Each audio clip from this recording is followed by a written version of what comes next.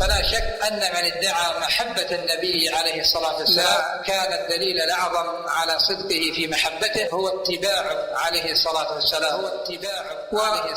لم يستجب كثير من الناس لأوامر النبي عليه الصلاة والسلام في لزوم السنة والحذر من البدع، بل ذهبوا يسلكون مسالك بعيدة كل البعد عن هدي النبي صلى الله عليه وسلم. أحدثوا البدع المختلفة والمتنوعة في جانب العقيدة وفي جانب العبادة، وهكذا في جوانب كثيرة. ومن هذه البدع التي تشجع لها وسائل الإعلام المقروءة والمرئية والمسموعة، والتي يحضرها الرؤساء والوزراء والمنسوبون إلى العلماء، بدعة ما يسمى بعيد المولد النبوي الشريف. فهذه من البدع التي أحدث بعد القرون الأولى، ولم يكن سلف هذه الأمة يعرفون هذه البدع. النبي عليه الصلاة والسلام لم يرشد أصحابه إلى ذلك لا بقوله ولا بفعله. الصحابة رضي الله تعالى عنهم لم يفعلوا ذلك، وأيضا التابعون ومن جاء بعدهم من أئمة الهدى ومصابيح الدجى لم يقيموا احتفالا بمناسبة مولده عليه الصلاة والسلام، وإنما أحدث ذلك الشيعة الفاطميون الباطنية في بلاد مصر كيدا للإسلام والمسلمين ومشابهة للنصارى الذين يحتفلون بمولد عيسى عليه الصلاة والسلام. أما سلف هذه الأمة فلم يفعلوا شيئا من ذلك. فهكذا عباد الله ترون كثيرا من الناس من يقبلون على البدع ويتمسكون بها تمسك أهل الحق بالسنة، ومع ذلك يضيعون كثيرا من السنن.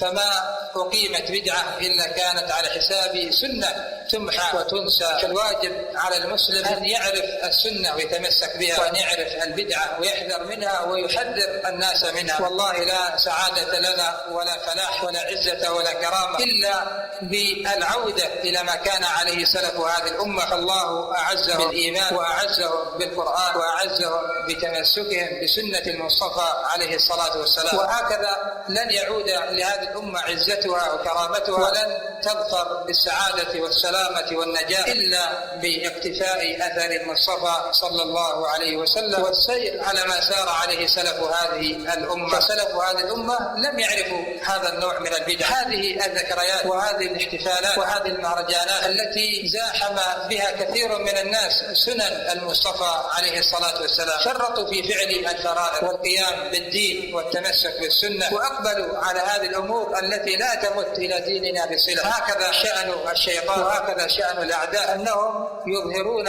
الباطل في صورة الحق، يظهرون البدعة في صورة السنة، حتى يقبل الناس عليها ويتهافتون إليها، ثم يتركون الحق الذي بعث الله عز وجل به نبيه صلى الله عليه وعلى آله وسلم. عباد الله، إن الأدلة على بدعية هذا الاحتفال الذي يفعله جمهور المسلمين أو كثير منهم أمور. الأمر الأول أن هذا لم يفعله النبي صلى الله عليه وعلى آله وسلم، ولم يفعله الصحابة، ولم يفعله سلف هذه الأمة. ومعلوم أن العبادة مبناها على التوحيد، لا نعبد الله عز وجل بأذواقنا ولا باستحساناتنا ولا بشهواتنا وأهوائنا، بل لا نتقرب إلى الله إلا بما وجدناه في كتاب ربنا وسنة نبينا صلى الله عليه وعلى آله وسلم. والنبي عليه الصلاة والسلام هو القائل: من أحدث في أمرنا هذا ما ليس منه فهو رد، أي مردود على صاحبه وإن زعم أنه يتقرب به إلى ربه سبحانه وتعالى. أيضا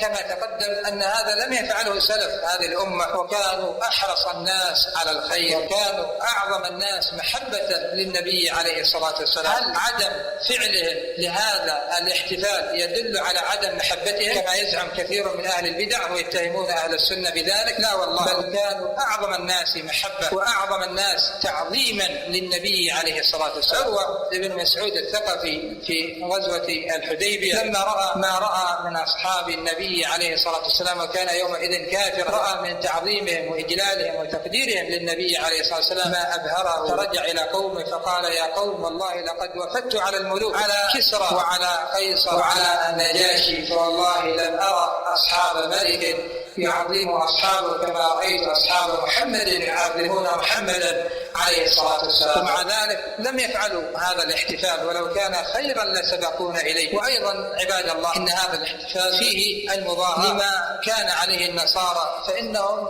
غلوا في نبي عيسى عليه الصلاة والسلام، واستمر بهم الغلو حتى رفعوه فوق المنزلة التي أنزله الله عز وجل إياه، فزعموا أنه الله، وزعموا أنه ثالث ثلاثة، وزعموا أنه ولد الله. فحذر الله عز وجل هذه الأمة من أن يسلكوا مسلك من كان قبلهم، فقال الله سبحانه وتعالى: يا أهل الكتاب لا تغلوا في دينكم غير الحق ولا تتبعوا أهواء قوم قد ضلوا من قبل وضلوا كثيرا وضلوا عن سواء السبيل.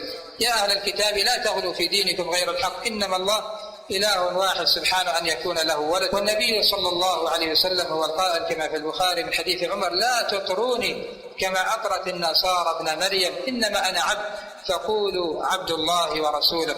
نعم عباد الله، هذا الاحتفال يؤدي إلى فتح الباب على مصراعيه تجاه البدع المتنوعة.